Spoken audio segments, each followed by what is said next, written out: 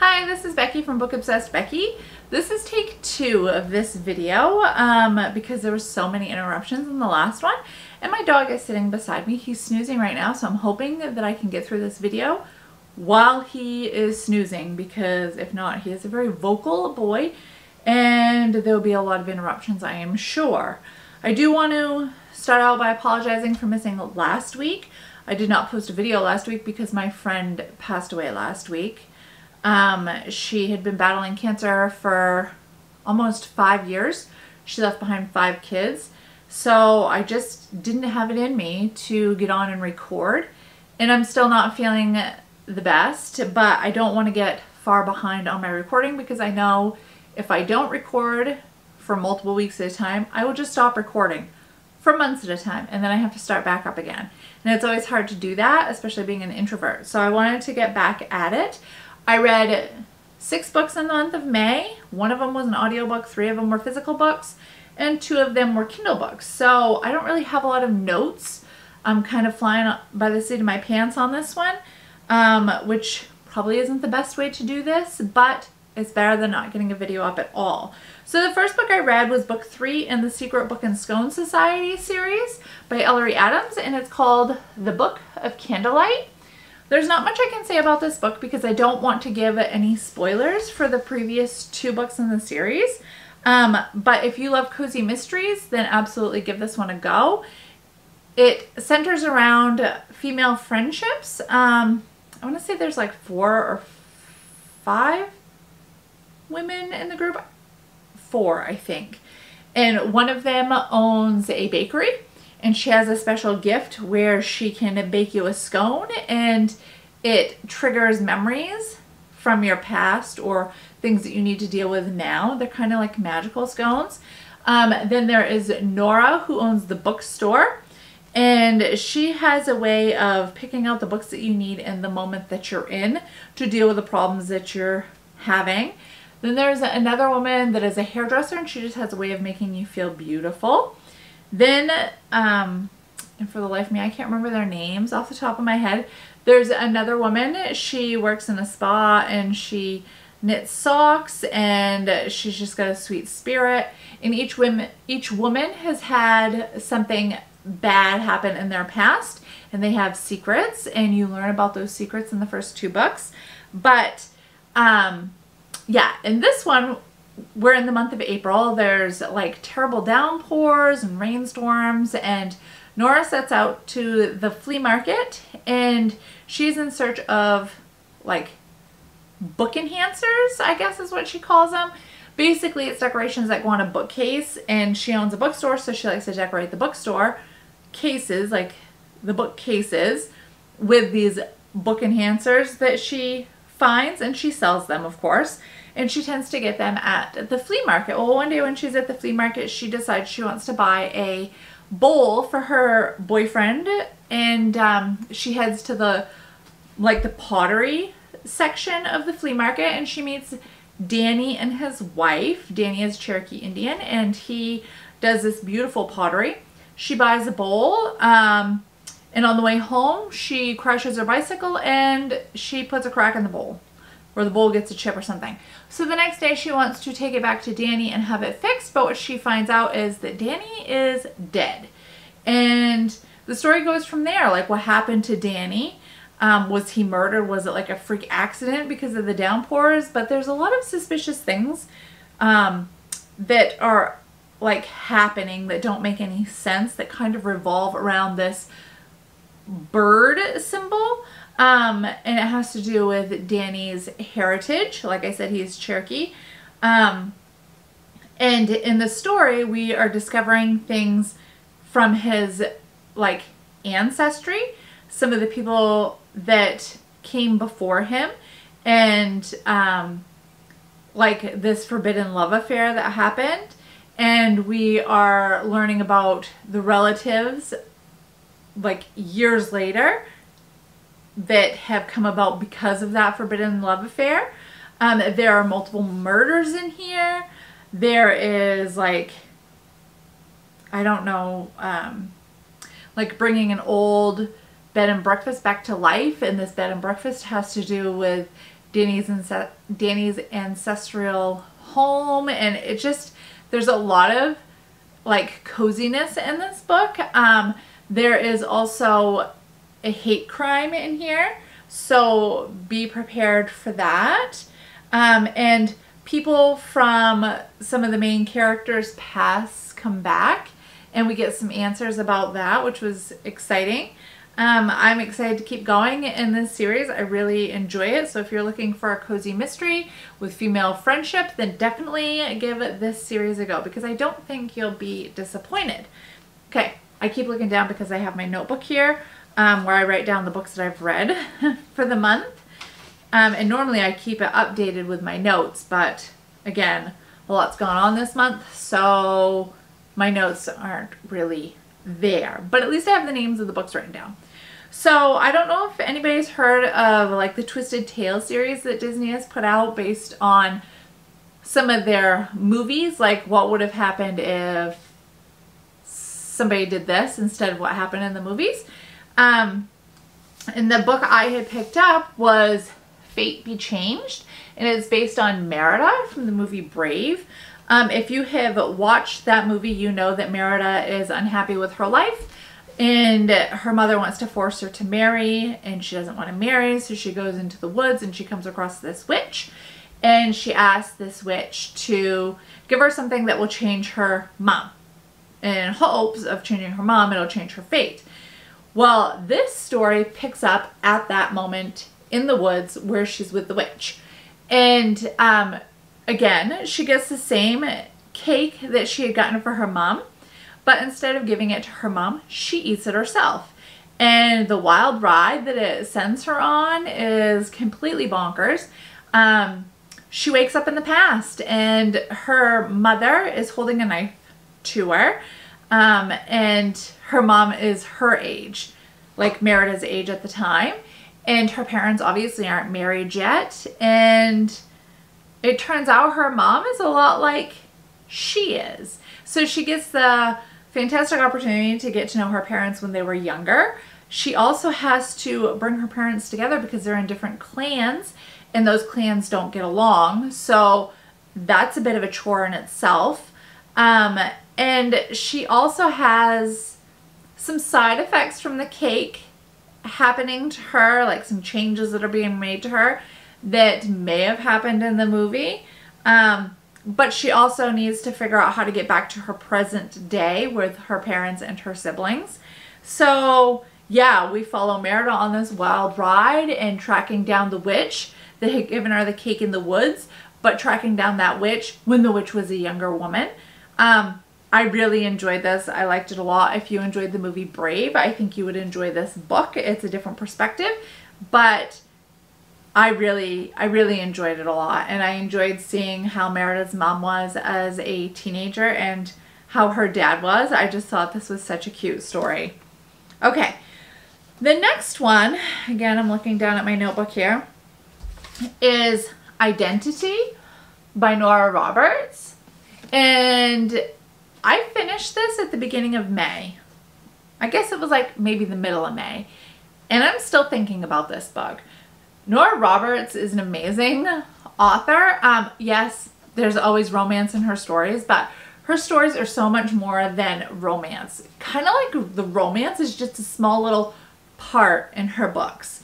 There's usually like some kind of a mystery or murders, or there might be a witchy element or an element of like evil gods and dragons. Like there's so much that she writes into her books. This one does not have magic about it, but it has a serial killer and a con artist. And yeah, it's really good.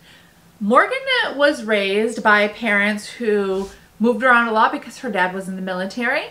So she never had that sense of roots to a place and to people, and that's all she craves in life. She wants roots. So she ends up buying a home in Baltimore.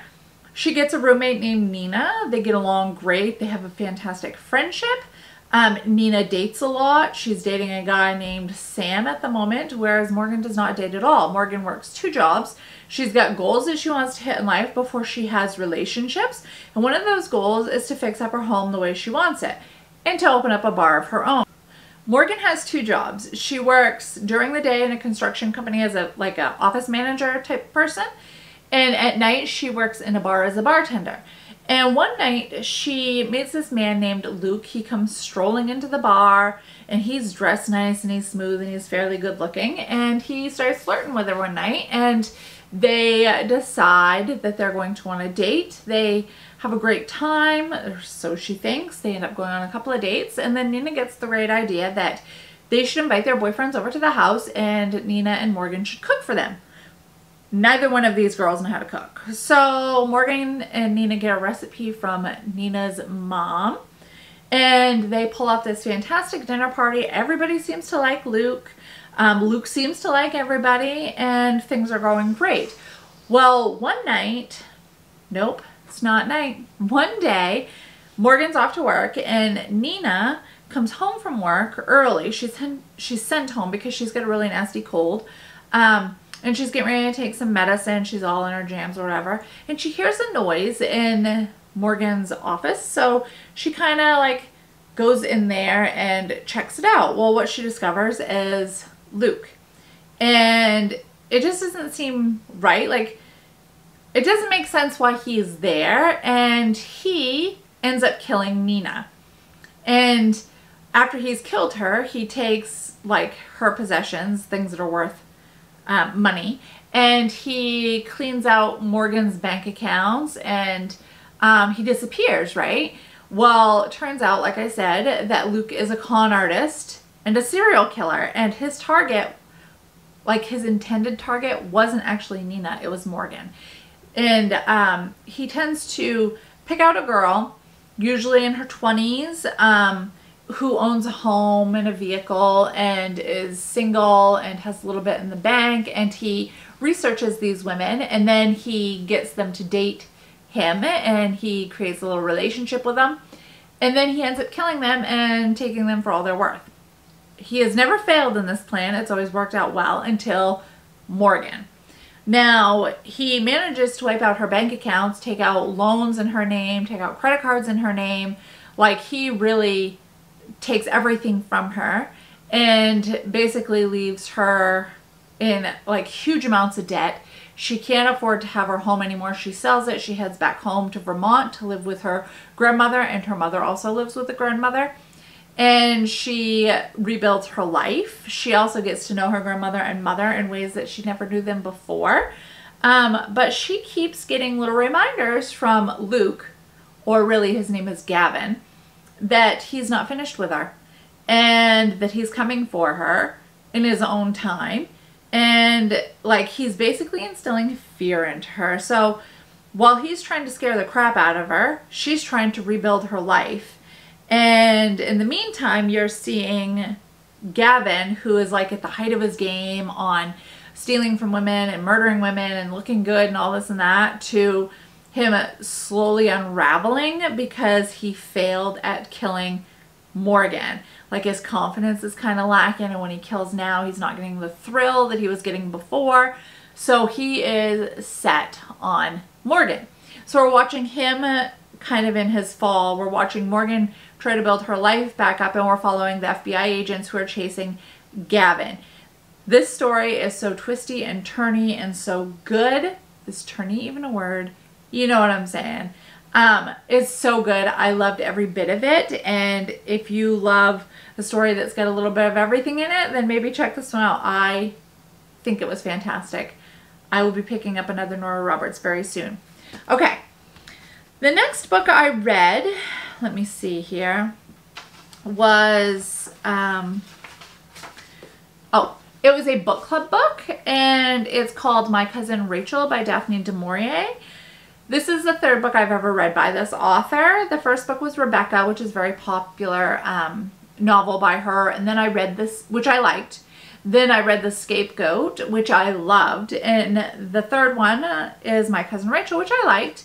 We're following Ambrose and we're following Philip. Ambrose is the uncle and he is a wealthy man, has a big estate, has like servants that work for him, and all of his servants are men. And Philip is his nephew who lives with him. Philip came to live with him when Philip was very young because his parents, I believe, died. And yeah, so the only caretaker he's ever known is his uncle. Well, his uncle one day sets off for Italy. This takes place in England, I believe. Sets off for Italy for a bit of a vacation. He leaves Philip behind. Philip is 24, or 23 at the time. So the man can fend for himself, right? Do you hear that bird? He's like singing like crazy on my deck. So he can fend for himself, right? And Ambrose has got this like guardian set up for Philip if something were to happen to him. That Philip is not to inherit anything until he is the age of 25, because Ambrose thinks that you don't really know yourself until you're 25 years old, so he doesn't want to risk the estate that's been in the family forever and the jewels and the money and all of that if something were to happen to him on somebody that's not mature yet. Well, lo and behold, Ambrose meets his cousin Rachel over in Italy. They get married and he dies. So that's kind of suspicious, right? And before he dies, he's sending home letters to Philip that don't make any sense, that stressing Philip out. So he decides to go to Italy and find Ambrose and see what's up. Well, when he gets to Italy, he discovers that his uncle is dead and his cousin is nowhere to be found.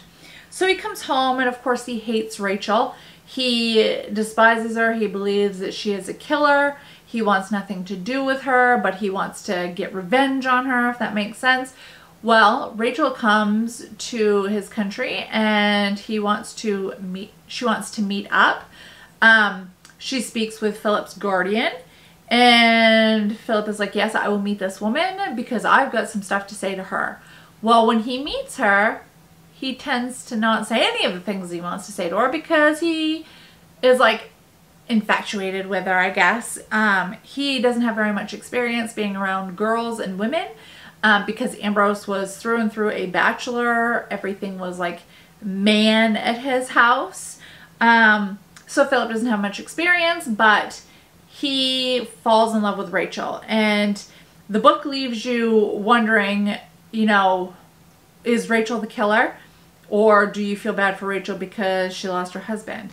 You know, is Philip like being crazy and obsessive, or do you feel bad for him because he lost his uncle and all of this? There's so many like twists and turns and keeps you guessing throughout the whole story. It was good. I enjoyed it. I will say that I wanted to punch Philip in the face. He was driving me crazy. He was so whiny. I just couldn't stand him sometimes, but I like the story overall. It rated pretty well in the book club that I'm in, so that's always good. Probably it won't be my last Daphne du Maurier. The book I read that was an audiobook for the month of May was The Adventures of Amina al-Sirafi, which is by Shannon Chakraborty. I would say it's a high fantasy. If you like dark magic, you like magical creatures, you like adventures, then this may be the book for you. There's also LGBTQ plus themes in here. So we're following Amina. She is a retired pirate. She's in her 40s. She used to like smuggle things, steal things, that sort of thing. Everybody knew who Amina al-Sirafi was, and a lot of people feared her. But no more, because she is retired and nobody has seen or heard from her in years. She is like off in the woods and she lives with her mom and her daughter, which I think her daughter is like 10 years old. It's almost like she's hiding away from past enemies and she's hiding her daughter away. And as you go through the story, you discover why she's hiding her daughter away. Things are going well. Until one day this older woman comes to her home and needs Amina's services, because her granddaughter has gone missing. And the thing about her granddaughter is it is the daughter of one of Amina's crew members that was killed. So Amina has a lot of guilt around this crew member and what happened to him. And again, you'll discover what happened in the book. So this guilt is what the grandmother uses to sucker Amina into helping her find her granddaughter. And of course, she offers to pay Amina a lot of money. And this money is going to set Amina, her daughter, her mother, her relatives up for life. Like, they're never going to have to worry about money again. So Amina decides that she's going to set out for one last adventure. So you've got this 40-something-year-old pirate with a bum knee who hasn't spoken to her crewmates in years, who no longer has possession of her ship because she has a crew member tending it, getting ready to set out on this adventure to rescue a granddaughter of and daughter of a crew member. Does that make sense? The daughter of a crew member and a granddaughter of the woman that came to speak to her. Maybe that makes more sense. So she sets off in search of her crew. She finds them. She has to do some sweet talking to get them back on her side because they're kind of ticked at her because they haven't talked to her in years. She tracks down her ship. She has to do a rescue mission to get the crew member out of trouble so that she can get back the ship. And she inherits a crew as well. And they set out on this adventure together, and things are going all right. I mean, as well as can be expected. And then she runs into her ex-husband. And the thing about Amina is she loves men. And she's been married multiple times. And this last husband, she had tried to kill. Well, she thought she'd killed him, but here he is, alive and well. So she's not divorced from him because she thought she was a widow. So we get to watch that whole performance, and yeah, it's quite hilarious how they interact.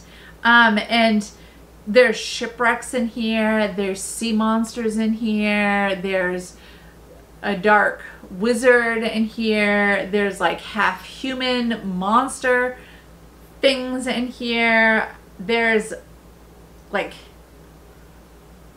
I don't even know, kind of, I don't know if it's gods or what, but it's a really good story. It's a great adventure story. There's so much going on.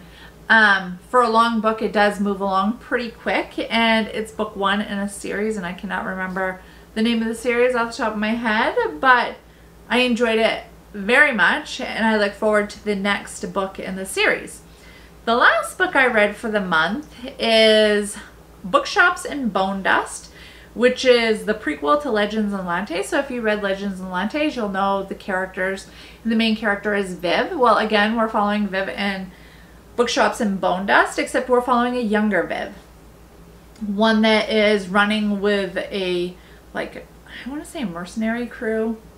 Maybe that's not what they are. I can't remember, but she's running with the Ravens anyways, and they are chasing a necromancer. And during one of the battles, in looking for this necromancer, she is wounded. She is badly wounded in her leg. And her leader drops her off in this sleepy little seaside town called Merk for her to recover. She throws a fit. She doesn't want to be dropped off, but really she's quite useless with that leg that she's got going on right now. So he gets her a doctor who happens to be an elf. He is working on her to get her to recover. The leader tells Viv that he'll be back in a few weeks to pick her up, and in the meantime to rest and heal. So Viv's trying her best to do that, and one day she stumbles out of the inn that she's staying in, and that inn is upstairs, and downstairs is like a restaurant bar area. She gets her breakfast and she stumbles out into the town, and she comes across this building that looks kind of run down, and she's like, well, this can't really be anything, but she goes in and she finds out that it is a bookstore. And the owner of the bookstore is named Fern, and Fern is a little ratkin, and this character is nothing like the ratkin that we meet in Legends and Lattes, because Fern is a foul-mouthed, like sailor talking kind of a character, and her and Viv start up this friendship, and it's kind of hilarious, and Viv is helping Fern to restore this bookstore and give her ideas to get customers in and that sort of thing. And Viv also meets the lady that runs the bakery in town. I think her name is Maylee. And Maylee used to swing a mace and run with a crew just like Viv, but she gave it up to become a baker. So there might be a little bit of a romance that happens there. And then there's this other orc in town who happens to be a poet-loving orc, and I think his name is Pitts. And then there's this weird dog creature that goes by the name of Pot Roast, and all I can think of is he's like a mix between a chicken and a pug. So there's that. And like one of the best characters I think is named Satchel, and I'm not gonna tell you what Satchel is, but I really enjoyed his character. So we're getting to know these different characters in the story. We're getting to know this little town that Viv is in. And some weird things have been happening in this town that kind of has her senses like heightened on what's going on. She finds some things kind of suspicious. And there is a little bit of angst going on there. Don't forget the necromancer's still out there.